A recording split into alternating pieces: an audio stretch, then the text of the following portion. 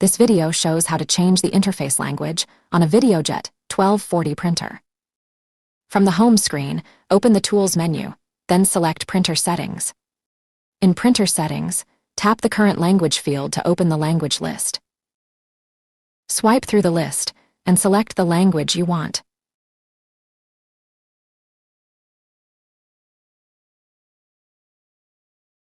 In this example, select Simplified Chinese, then tap OK to apply the change.